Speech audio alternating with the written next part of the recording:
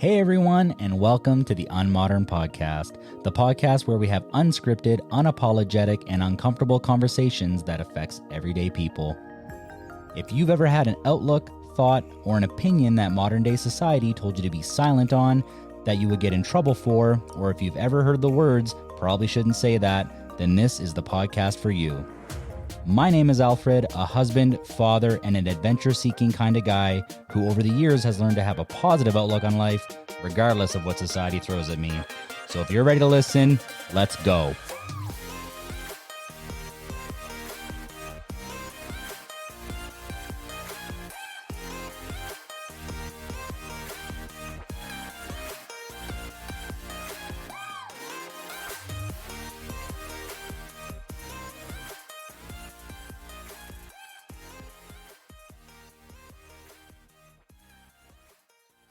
Jeff Taylor, welcome to the Unmodern Podcast, brother. It's so good to see you, man. How you doing?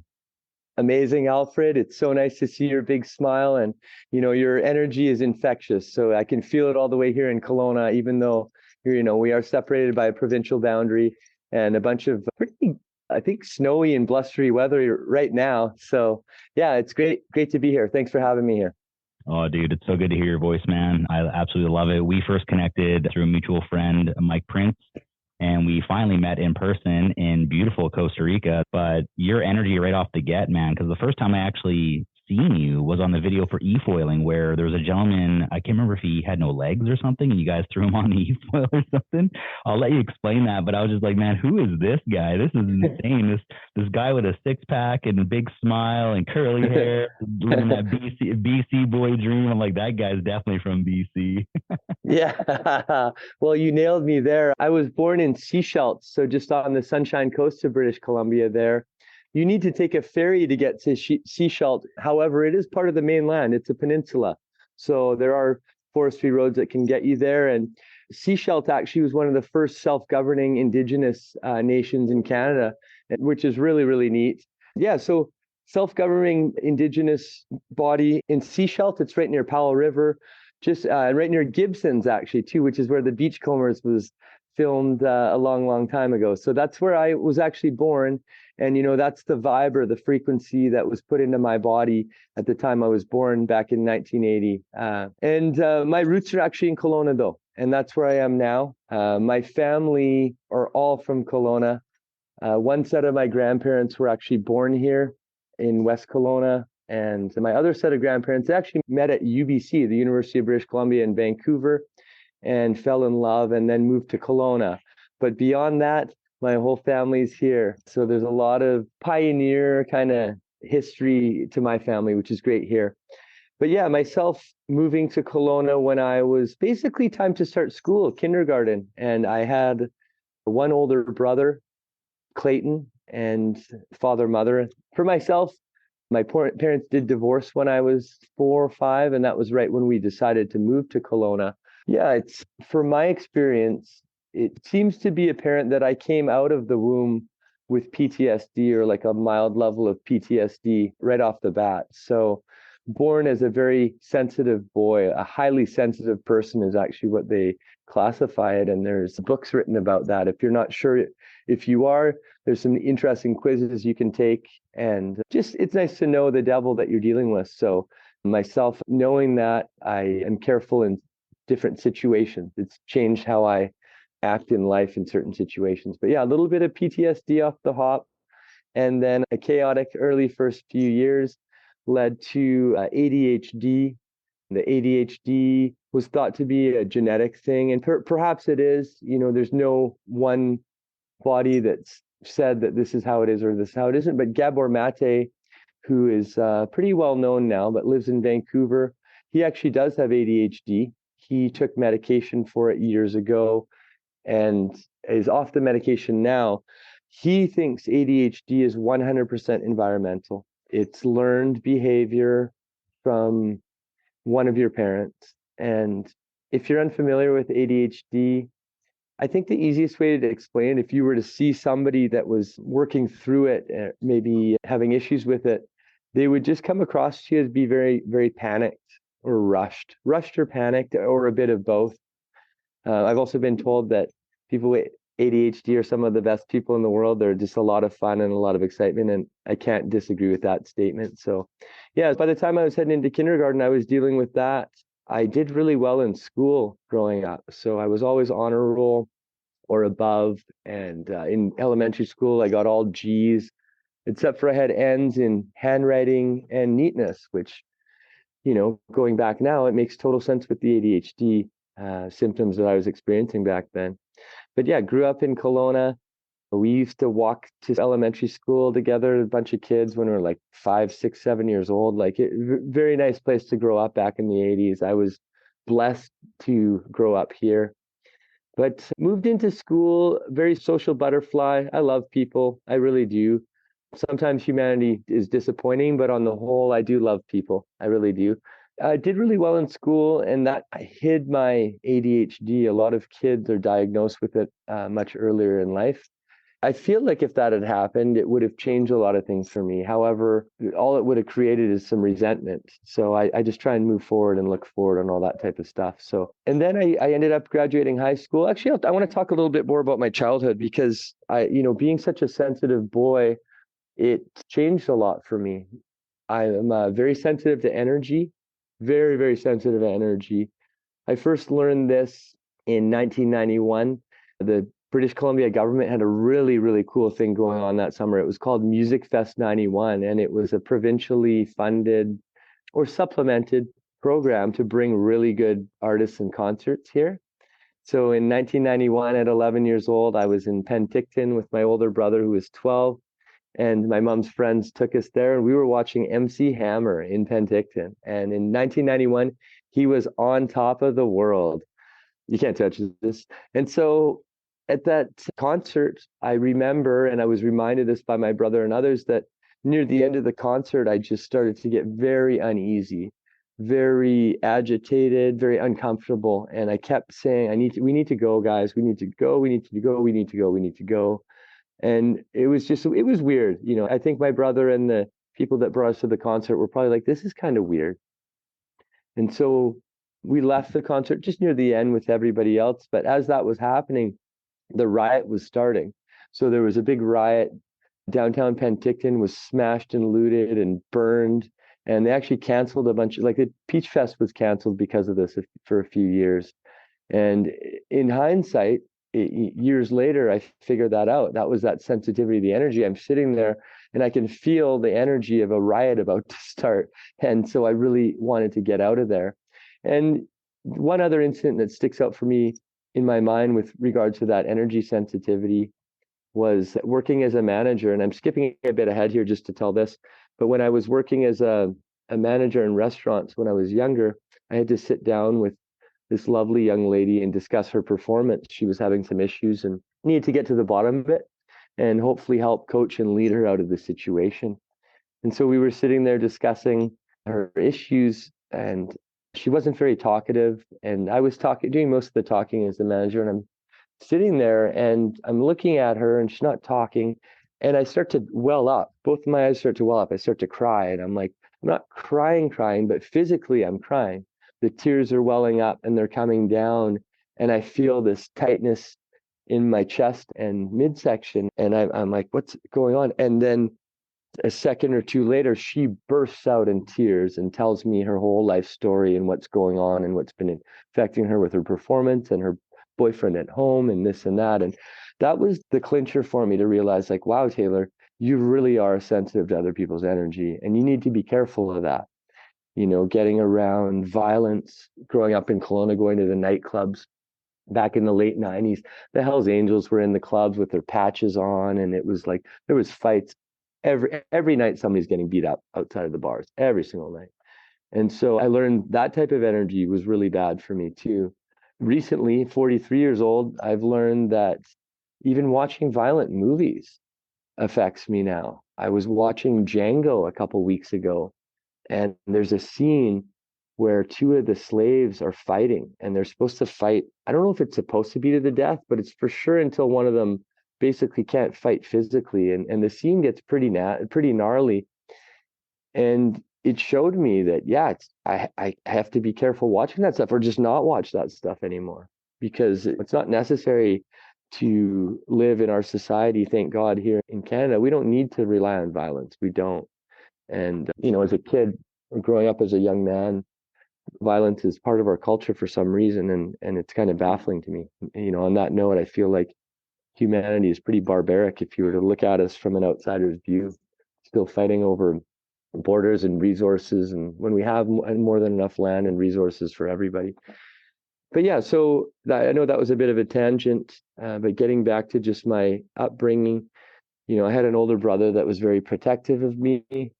I think when my parents divorced, he really took on that responsibility, and it just my mother and my brother and I, we moved back to Kelowna. My father still stayed in Seashelt for the time being, and eventually went to North Van. But yeah, I remember from a very early age how overprotective my brother is. The thing that stands out the most was in kindergarten, or the first one that stands out the most was when I was in kindergarten. You only go for half days when you're in kindergarten, or at least you did back in 1984. My brother was in the first grade, so he would go for a full day. And morning recess came, 10:15, 10:30 in the morning. And I'm out and I needed to use a washroom. I went to use a little boy's room, literally. And I'm sitting on the toilet like any 4-year-old would do, trying to go number two. And out of nowhere, the door of the stall flings open like violently on me. And I was, I explained I'm a very sensitive person. And so I was very sensitive to that. I was taken aback, and this kid was just standing there laughing. And he was basically just like a bully, or, back then they labeled that a juvenile delinquent. But what I've come to learn now is it's somebody that just was lacking love in their life and was taking that out. So anyways, I was rattled, and I walk out to the schoolyard, and my brother seems to find me right away. His spidey sense was probably tingling. And he said, "Taylor, what's wrong?" And I'm like, nothing's wrong. And I'm half crying or whatever. And it probably didn't take him much more than 10 seconds to get it out of me. And so sure enough, I told him what happened, and his eyes are lit up like Bruce Banner changing into the Hulk. And he said, "Who? Where?" And so I'm like, no, too scared to even tell him. And so I pointed at the kid. And next thing you know, my brother walks up to him, 5 years old, right cross to the nose, big explosion of blood. Kid goes down. And it was a pretty heavy thing for a 6-year-old to be doing, and or whatever, a first grader in a kindergarten. So that was the first of it, but that was first of many. And I was lucky though. I never lived in fear as a boy or as a young man, because I always knew if you touch me, you're going to be in serious trouble. And so this continued on until I was probably 16. I had a really, really traumatic experience as a 15-year-old. My first sexual partner, so to where I lost my virginity. I was accused of sexually assaulting her. And it was really, really weird. She was quite experienced sexually relative to me. And I think had sex with multiple different men at that point in her life at 15 years old, serious boyfriends and stuff. But anyways, I hadn't had sex. I was still a virgin. And, her and I had sex a couple times, maybe 2 or 3 times, just like normal, right? So yeah, it was traumatic to have had sex with her a few times, and then the third or the fourth time for her, we finished having sexual intercourse, and we're sitting there, and she's like all just super quiet and sad, and I really didn't know what was going on. I said, "What's up?" And it took her about 2 or 3 times of me asking, and she goes, "You just raped me." And I was like, "What just happened?" And this was me at the time, it was my best girlfriend's house that we were at. And so I left, and I was really perturbed by this. And it was like the first night of spring break. So I had a whole week of spring break for this thing to have happened, and for rumors to fly and things to happen. And at that point, I'm in the 10th grade. And thank God there was no Facebook or Instagram back then. Like, I really look back at that one incident, and I think if there was social media during that time, I don't know if I would have came out of it the same. It could have been very, very bad. It still was bad. It was very traumatic for me. I went back to school Monday morning with, feeling like Tupac, all eyes on me. And it was probably the case. It was probably very true. Rumors were flying. The thing I had on my side is this girl had, unfortunately, allegedly, as she said, been sexually assaulted by a different guy 6 months or a year earlier. And it was actually her boyfriend at the time. They were dating. And so she had that as a history that, whether that's true or not, I have no idea. But what I will say is that it gave me a little bit more credibility, at least. There's people who are like, well, that's kind of strange that that's happened to her. Anyways, so my close friends stuck beside me. My brother stuck beside me. Guys were coming from other high schools wanting to beat me up, and that was scary. Like, I was living in a bit of fear then. Her ex-boyfriend was this, tough guy that had been in and out of juvie and was having issues. And so he made it clear that he wanted to physically hurt me too. And I've been lucky. I'm no slouch physically, but it's still, it doesn't matter about that. It's the fear, living in fear, having to look over your shoulder. It just wasn't fun. And yeah, when these guys, it was once or twice where guys came from other schools, big posses, and my friends showed up and were like, and nothing ever happened. Thank God, physically to me. But yeah, that wore on me for sure. And it was something hard to work through socially as well. Like, I'm trying to imagine it. You have every girl in your grade wondering if that's true or not, and if that's the person that you are. And there was nothing physical that happened during our intercourse that would even indicate that. So there's no like quote unquote evidence that way. There was like, I do remember being like, oh, I don't know if we should be doing this here. That, there was that type of thing. And in hindsight, and what I know now, I would have probably explored that more. Oh, hey, what do you mean by that? Like, I thought, everything's good. We had sex, So that was the only learning I got from it was, oh, I just don't know if we should do this here. And yeah, I think the lesson there is just, whether you're a guy or a girl, or it doesn't matter when you're getting intimate with somebody, it's just, you want to make sure that all the lights are green. I think that's the lesson. For me, 1994, 95, first time ever having intercourse, it was a pretty big eye-opening lesson. And unfortunately, an abrupt one. Moving on into school, 11th grade, 12th grade, I started working out. I started hitting the gym hard. I went from 145 pounds, 6 feet tall, 145 pounds at the start of the 11th grade to 6 feet tall, 190 pounds at the end of the 11th grade. So it was right in time with my growth spurt and me crushing the gym, crushing creatine. And we were just, we would not go out to parties for like weekends sometimes and not drink at all, because drinking was a big part of our culture in high school. We would not do that to work out. We skipped school, and we had the one phys ed teacher loved us. So we had keys to the weight room in high school, and we'd skip class and we'd go lift weights. So we were jacked, and people were scared of us. People all thought we were on steroids when we were in high school, and we weren't. We were just good genetics, working our asses off, good growth spurt. So, for me in high school, I enjoyed like a very good social life. Everybody knew me, everybody liked me. And for me, that was important. That was part of my story back then. I needed to be liked. I needed that approval, which in hindsight now is very far from how I look at things. Fortunately, in the most healthy way, I just don't give a fuck what most people think. I would never want to do anything to hurt anybody or offend them or disrespect them. But if you don't like what I'm doing and it makes me happy and it's not hurting anybody, I'm sorry, I'm not going to give a fuck. Back to the ADHD thing. So getting honor roll, principal's honor roll in high school, not studying, not doing homework, leaving everything till the night before. Those are typical ADHD things once again. I was lucky where I still got good grades, but most people would not have, and in that scenario, and it would have been dealt with.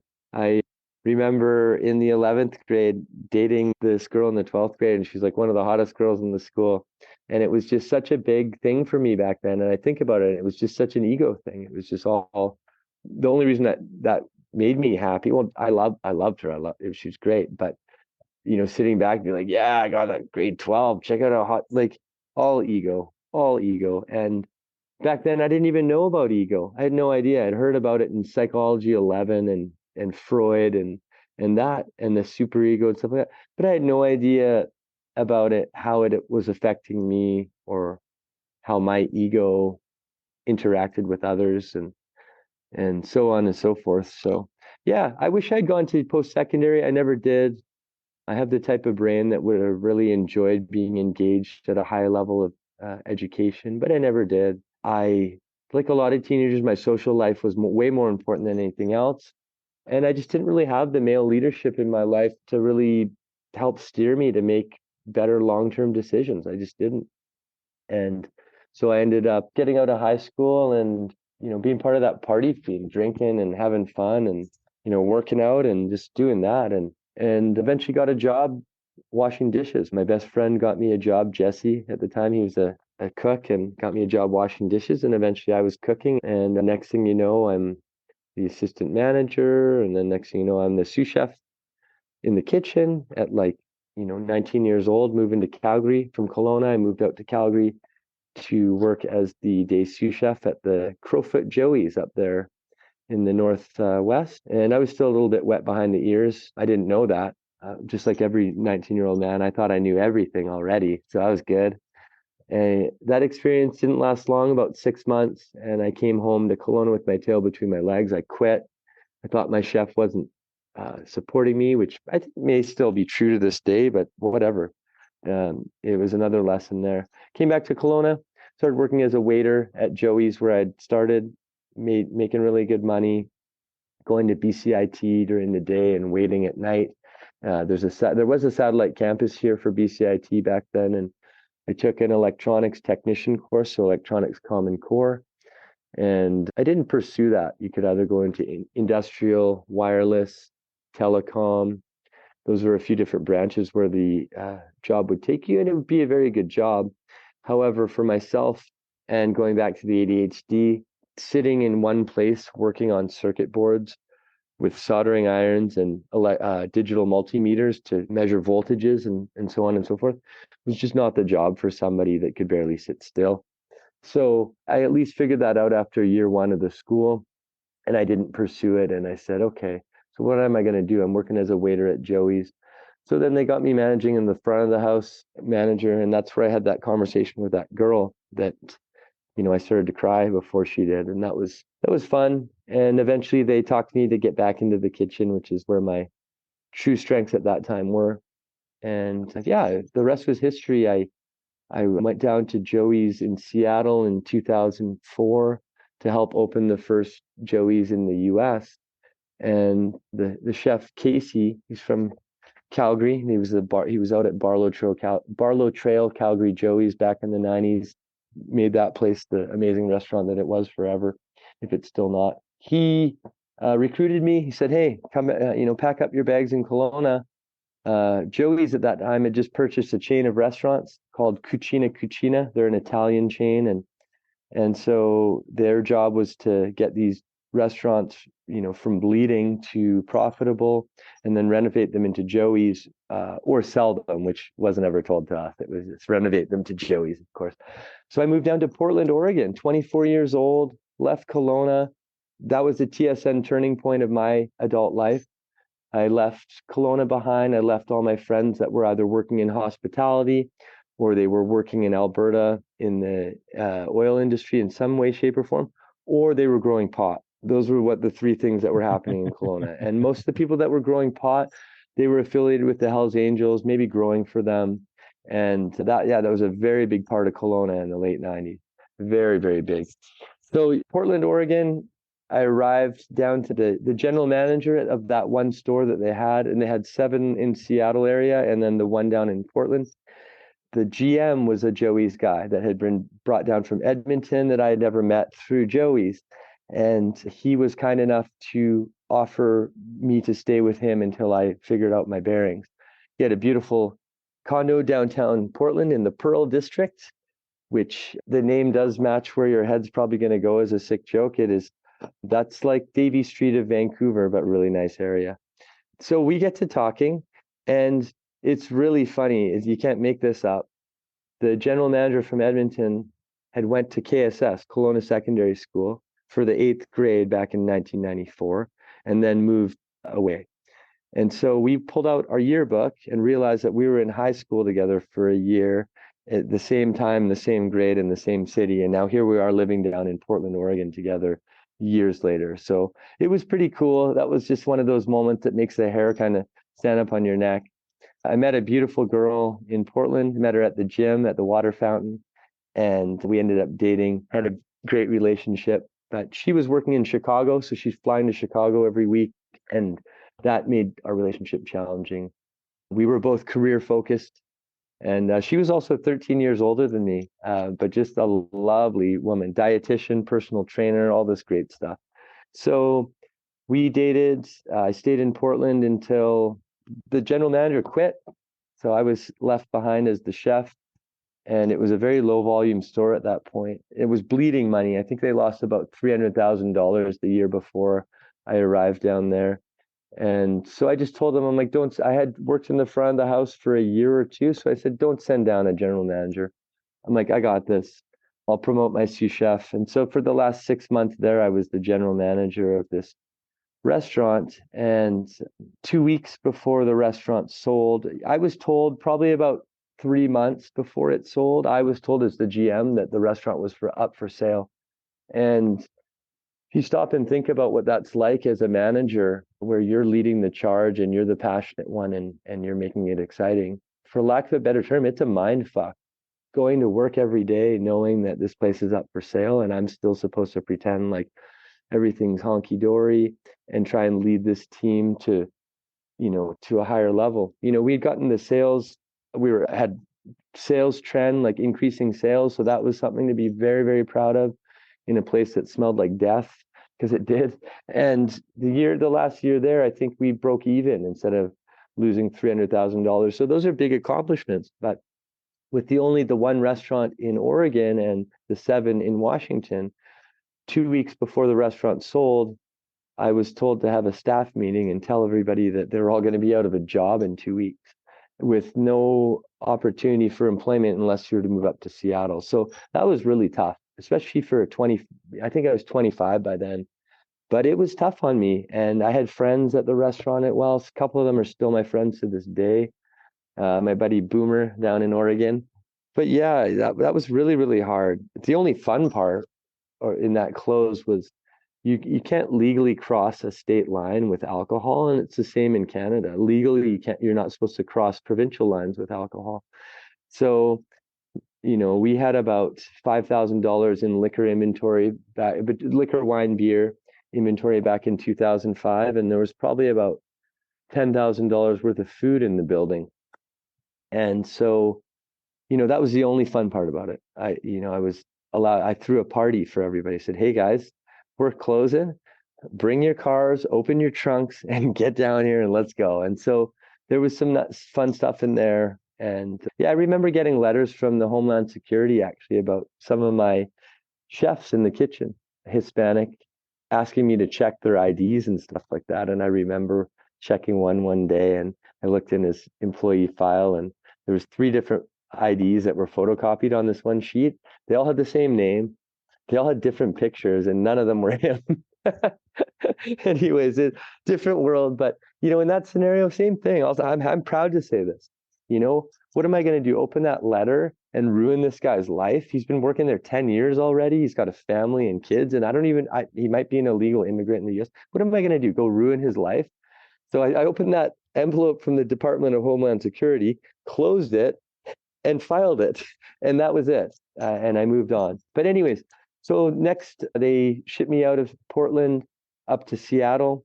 My girlfriend is working in Chicago, living in Portland. I'm living in Seattle, working in Seattle. That was basically, unfortunately, the beginning of the end for us. Our careers were our number one priorities, both of us. That was how we met, and that's how we ended.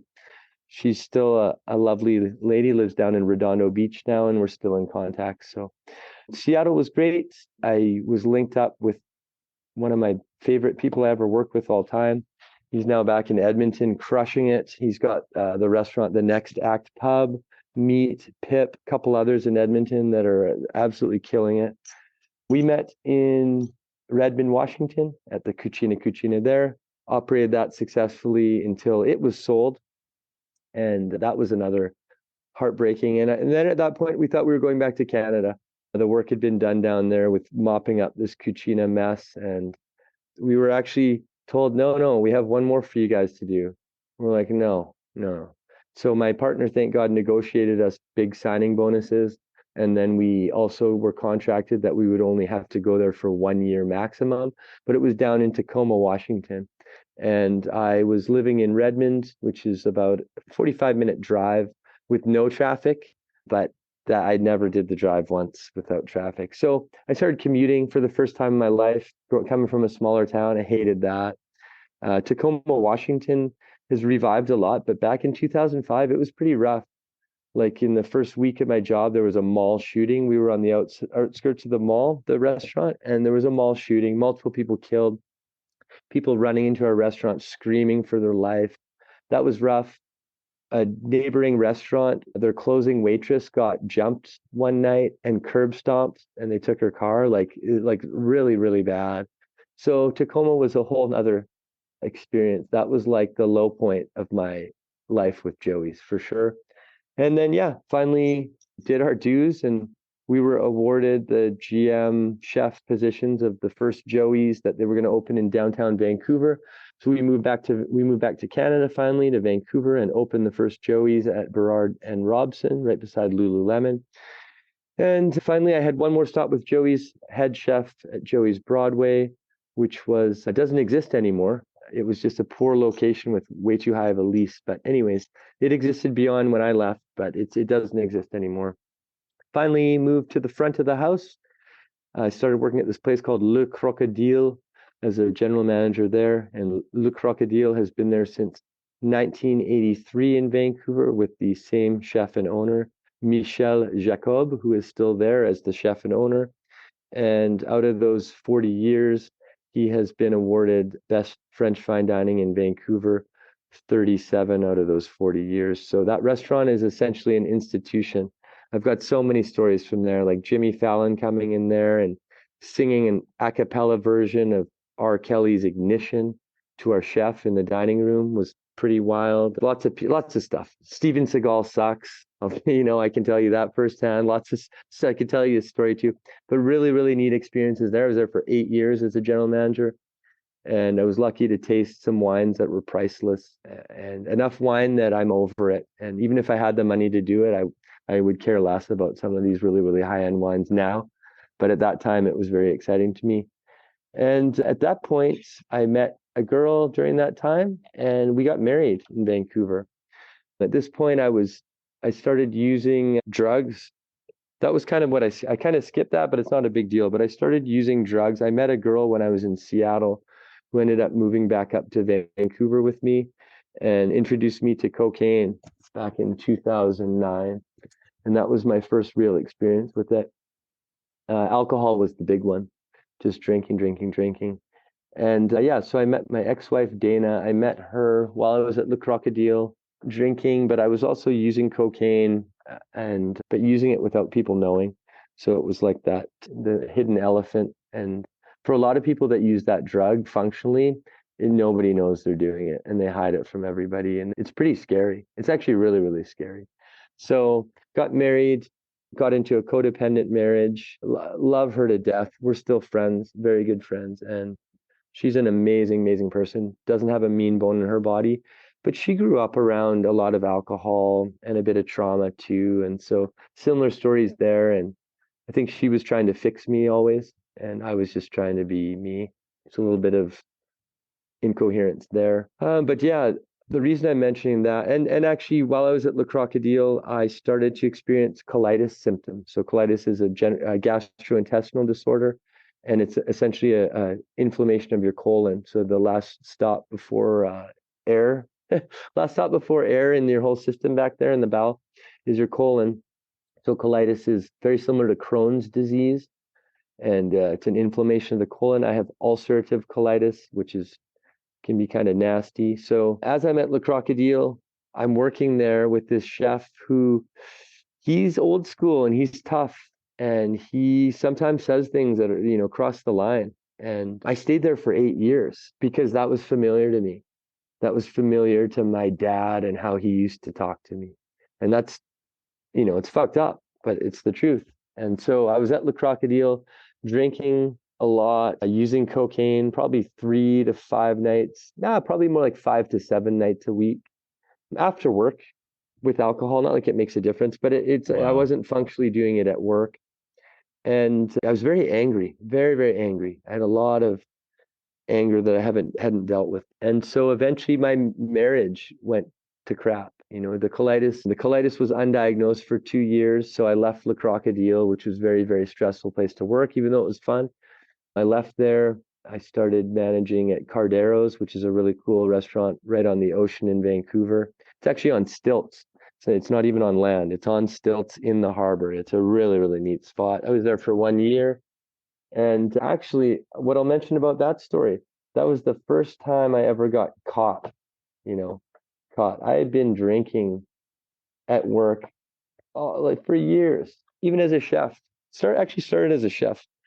I remember in the Kelowna Joey's, we'd just be getting pummeled on the line. I'd be running the printer, running the kitchen, and the bartender would come up in the middle of the rush with a big metal cup, the martini shakers, and they're big cups. They really, really are filled with beer. Here you go, buddy.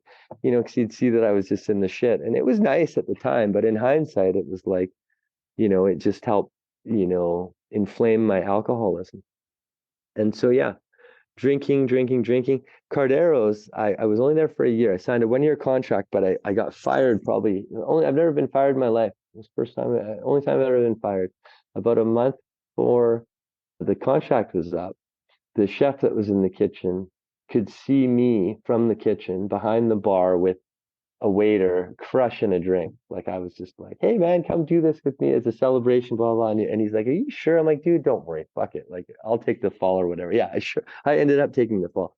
But it was bad. I was doing some stuff there that was really bad. I think from the first day I started working there, maybe it took me 2 or 3 shifts. Anyways, 2 or 3 shifts until I found the hole where I could just drink with impunity at work.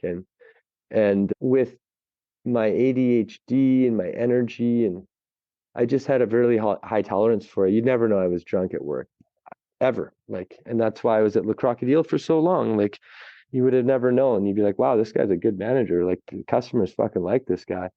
But I was drunk the whole time, or not the whole time, most of the time. And yeah, so anyways, I got fired from Cardero's for drinking. That should have been an eye opener, right? That should have been like a rock bottom for a lot of people, but no, it wasn't. I still had to burn a marriage down. I still had lots of shit to burn down. So yeah, I left Cardero's and I took a job as a general manager of one of the top restaurants in Vancouver at the time, and it was on the Canada's top 100 restaurant list. And it was called the Bauhaus. The problem with the Bauhaus is the owner was a German film director and not a restaurateur. And he was actually voted by Vanity Fair. There's an article about him, how he is literally voted the worst film director in the world. But he has a cult following to his movies. Anyways, the guy was crazy. He invited all of his critics, movie critics, he invited them to Vancouver to GM Place one night, and they had a boxing ring, and he fought them all one by one after the other. He boxed these little movie critics that said his movie sucked. It's one of the funniest, most childish stories ever, but I'd still think it's awesome. You don't like my movie? I will fight you. Like it was pretty neat. So he was tough to work for. So that didn't last for long. I was out. I was on a trip to Tofino with some friends. Tofino is one of the most beautiful places on this planet if you've never been. I was in Tofino for a weekend. And granted, I'd only been there 3 months. I was already halfway checked out, but they were like, "You shouldn't have gone away. We really need you at the if I'm like, "Okay, well, if this is how it's going to be, like, I'm not going to be coming back." So that was the end of that. And I started at this point, I'm trying to quit drinking. My drinking has caused this colitis symptoms to come on. I've gone to the hospital twice for colitis, week-long stay. You end up on corticosteroids, which are like for me, they turn me into the Hulk, it's good for like getting stuff done, but it's not good to be around. So my poor wife was starting to suffer even more there. And yeah, I tried to quit drinking. I was trying so hard. My wife didn't know that there was cocaine as well, but I don't want to say it's a moot point, but at the end of the day, it was addiction issues that come from trauma. Could have been coke, sex, gambling, whatever. Control is a huge addiction that people never talk about, or power. It's another one. Like all these billionaires in the world that are supposed to be so cool, like they're all addicts. They're all addicted to control and power. And it's sad because humanity could be a lot better off if those people weren't so addicted to control and power. Anyways, sorry about the tangent there. Yeah, I'm getting to the end of the career story finally. So yeah, I left restaurants basically, trying to quit drinking. Can't. Marriage is over. My wife literally drove me back to Kelowna and dropped me off to my mom's. I joked about it on social media. I like to joke to mask, to get by really tough times. I like to use humor a lot. So I just put a post. I go, my wife says my best before date has come up. So, and yeah, so she literally dropped me off at my mom's, and I was really struggling at this point. Like, I'm really struggling. I want to quit drinking. I fucking want to quit drinking so bad. I can't. I'm really sad, obviously, about everything that's going on, but I can't fix it. And it's really hard on you. Like, it creates incoherence. It creates anxiety and depression when you're trying to do something and you can't. So luckily, I'm very lucky. I have a huge support network and they're solid people. So my best friend had been talking to me for years. Hey man, or a while. He's like, I got something in the works. I just can't tell you what it is yet. Can't tell you what it is yet. So finally, he tells me what it is. But at this point, I've been dropped off in Kelowna by my ex-wife or my wife, and my best friend at the time is living in Kelowna with this great idea, and he shows me it, and it's incredible. And the website's already built, so it's like, he's offering me 50-50 partnership, and he's already started the business, which was like such a huge gesture. And I still look back on one of the nicest things anybody's ever done for me. But yeah, I really was struggling at that point. I was struggling so bad that my friends and family pulled an intervention on me, and they, that best friend at the time, he tricked me, and it's really, really hard to trick me and to surprise me. I'm still to this day blown away that he got me. But in hindsight, I was so fucked up with drugs and everything that, yeah, it would have been easy to get me then. So he told me that there's this one distributor for this product that wants to meet us and talk and blah, blah, blah. So I believed him. So we drive to the hotel, and my family's there. A couple of close friends and family are there, and they're there to intervene on me. And I needed an intervention. I did. I'll be honest, that thank fucking God that those people were all there and cared enough to make a difference in my life. So I went back to I went to drug and alcohol treatment in Burnaby. I went to that. This is fucked up, but people need to hear this kind of stuff. I went to that intervention with a spoon in my pocket because I was cooking crack in the bathroom when my business partner was coming to pick me up to go to this meeting. Really fucked up. It's really fucked up. So going to that intervention, I had a spoon in my pocket, and it was pretty clear to me that I needed an intervention. And so I said yes. A lot of people do say yes to their interventions, but some people say no. And then their family's forced to set a boundary with them. My half brother, we had an intervention on him probably 2 years before this. So this was really hitting close to home. And he said no to the intervention, unfortunately, and went and lived on the streets for a while. And he's doing better now, thank God. But yeah, I needed an intervention. I went away to Burnaby for 60 days. And at this point, I'm still hopeful that I can save my marriage. I've got 2 cats with my ex-wife that still live in Kitsilano, and I'm missing them. And yeah, but it was way too late. So much damage had been done with her and trust. And those are things that people can do all the work they want. They will never get over that. They will always remember that trust break. I promise you. I'm sorry. They'll get over it, but they'll always remember. But truly getting over it, I don't know. It's your subconscious at that point.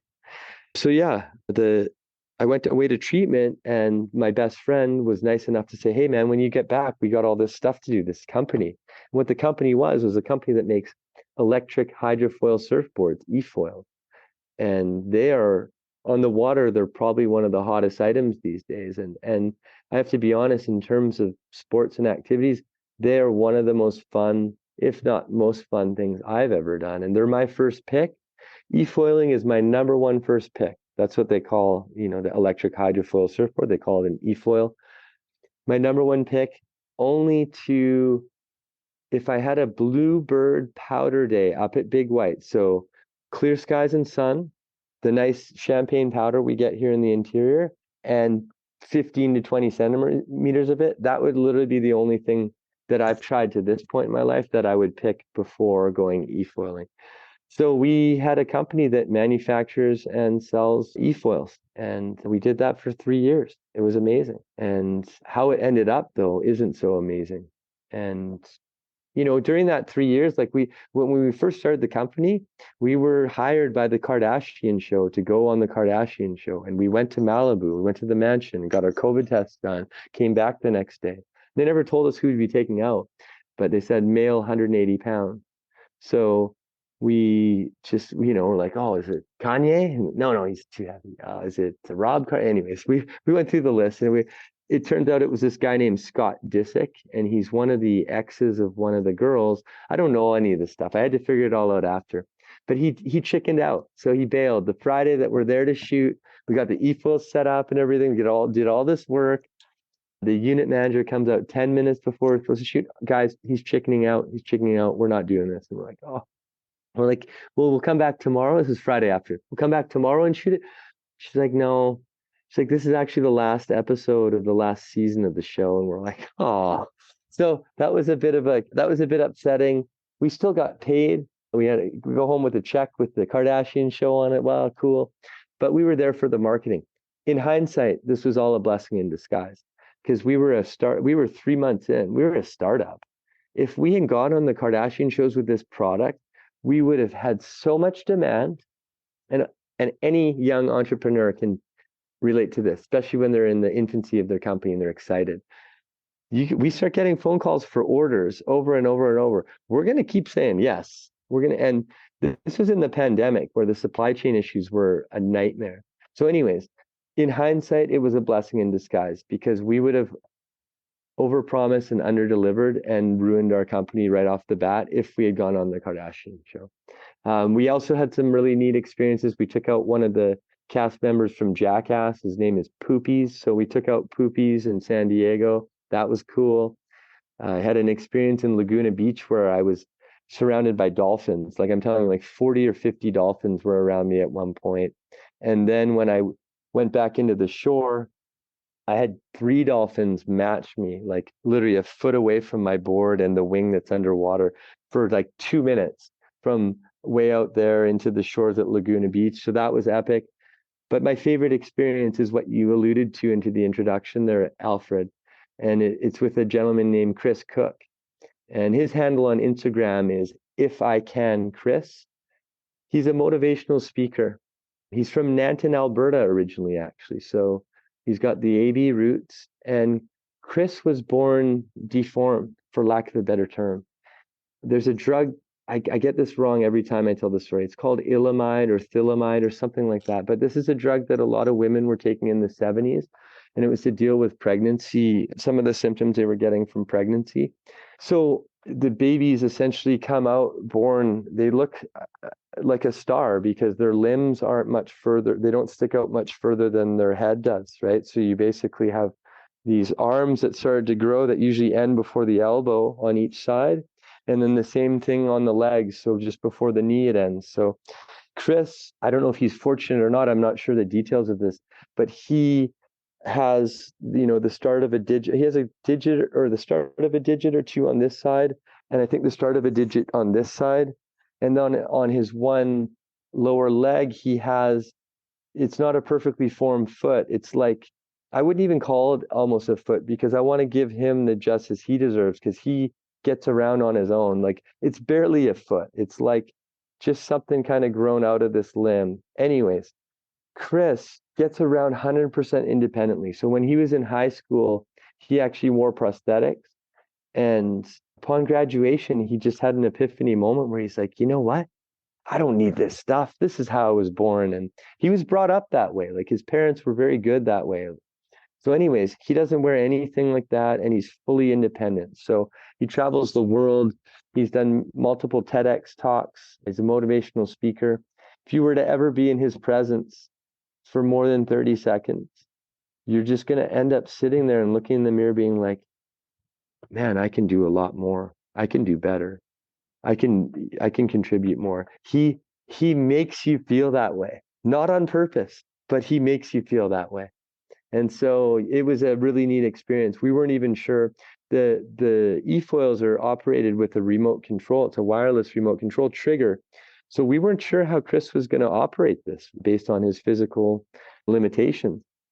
So at first we're like, okay, are we going to sit in the boat and hold the trigger for him and he'll just be on the board? But that'd be so hard to do. As the rider, it'd be so hard to not be in control of it.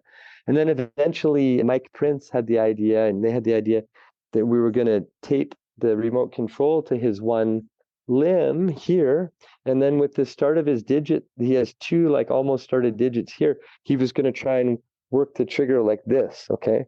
Which, as you can see me trying to explain, it's already like, it'd be super, super challenging. Anyways, Chris did it. Chris nailed it. He nailed it. He learned how to e-foil quicker than anybody else that I've ever taught. The master of his own kinetic movement, like watching it, it was inspiring. So yeah, that was by far the coolest thing I've ever done with e-foiling. And yeah, and then so that just brings us up basically the present moment. I unfortunately had to exit that company out of circumstance and not choice. My best friend and old business partner, my old best friend and business partner, we had known each other since we were 14 up until that point.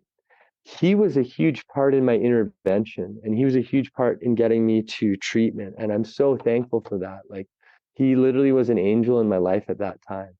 But unfortunately, things changed, as life does and as people do. And I want people to change. Like it's growth, right? But he eventually just got to a point where his fear of me and my actions started to take control of how he was interacting with me and with regards to our business. And I've always been a person of meritocracy. Meritocracy has always been the value that I stay with. So, that's being rewarded based on your merits. So you come to work today and you work, and we're going to judge you based on that, not on last year, not on next year. How did you do today? That's meritocracy. And so I used to say, you're only as good as your last shift, which isn't totally true. Because honestly, you have to have some loyalty for people over time, and especially as you develop better relationships with them. But essentially, he wanted to put stipulations on my life outside of work. And from a meritocracy standpoint, I was crushing it. Our company was crushing it. We were on fire. And not once did I ever have an issue with my performance in the company. So for me, it was a really hard pill to swallow. It was hard for me to accept somebody trying to control my life outside of work because of their fears on how I would show up at work. And then this is coming from a person that's had serious issues with alcohol in their life, okay? Like serious issues, multiple DUIs, multiple violence things, being banned from places. And so, subconsciously, I was just as worried about him doing something, right? But I just never said anything. I did my job and we just made sure we were good. But anyways, that's ultimately where our company ended up. I had to threaten to sue him personally to get my money out, which is just horrible after knowing somebody since we were 14. The lesson in that, though, is when you do business with friends or family, which you're never supposed to, but if you end up going down that road, you want to document things even more. You want to standardize things even more than if you didn't know the person, because that will hopefully circumvent you ever coming to a point where you can't agree on something or are resentful towards each other. And so, yeah, I exited that company, had some money, dealt with a lot of stress and hurt feelings from that, though, that I didn't deal with right away, that ultimately came back to eat me. And I thought that when I'd get my money from the company, that everything would be okay, but it wasn't. It wasn't. And I did that twice. I did that twice to myself because I got two different payouts. And each time I was sitting there waiting for the money to come and be like, oh, everything's going to be fine when it comes. And then when it did, I was already in such a bad place mentally that it just made it worse. It really, really did. So yeah, there's a lot of lessons that I've learned through that, from the story I've told you from that little boy to where I am now. The thing that's happened to me recently that's been a game changer, though, is with the ADHD. So I've learned a lot about ADHD. In terms of addiction, you're 4.5 times more likely to suffer from addiction from somebody that has ADHD versus does not. Like 450%, like that's a lot. That is a lot, no matter what you're talking about. And then someone that suffers from the symptoms of ADHD that's medicated, they that goes down to 2x, so 200%, which is still a lot, but way less than 450%. And so, emotional regulation, impulse control, executive function, so really being able to manage thoughts and put them in the right order, those are all heavily, heavily affected by ADHD. Losing things, breaking things, people relying on you, those are all things that I had no idea were things coming from ADHD that I really struggled with. And in hindsight, I used to question my own character. It started to make me question my own character. Is this a character defect of mine that I can't do this or that I'm doing this? And that wears on you too. I didn't get this diagnosis until I was 43 years old. Even though I thought I might have been ADHD tendencies, the diagnosis didn't happen until I was 43. And still at that point, I just thought it meant I was hyper, like I had tons of energy and I couldn't really focus on things. And to me, it didn't really hurt me up until that point in my life, other than in my relationships and then the relationship to myself. Those are the places where it really, really hurt me. So about a month ago, I started taking Concerta, which is a methyl derivative, which is essentially like Ritalin or like all these other ones. It's time released. I take one a day. And I mean, I'm still very hyper. I got lots of energy relative to most people, but compared to what I'm used to, this has been a game changer for me. It's been the first time in my life where I've been really confident in the fact that I can get traction with something and continue it the next day and the next day and the next day. Most people with ADHD can relate to this. You get these little flashes of brilliance. You're like, oh, here we go. And you can start flying, but it lasts for a certain time, and it's like a window. And so yeah, I got used to seeing that window and I just attack as soon as it would happen. But then the next day you try and continue with it and it doesn't happen. And that was the part that really started to wear on me after being 43 years old, of having this incoherence between my thoughts and my actions, or my goals and my actions, or results, I should say. Huge incoherence every day. It's like waking up every day and being a woodpecker that doesn't have a beak, right? Or as Einstein used to say, it's like waking up, doing the same thing over and over and expecting a different result. Like that wears on you. So I developed anxiety because of that. And then that eventually led to depression. So God, I'm sitting here at 43 with a diagnosis of PTSD, ADHD, depression, anxiety. I'm not wearing that like a badge. I refuse that to be my identity. However, it's a good lesson for me to see how something going untreated can actually get so much worse. Had my ADHD been treated at a much younger age, I don't think I would have ever suffered adult anxiety or adult depression. So yeah.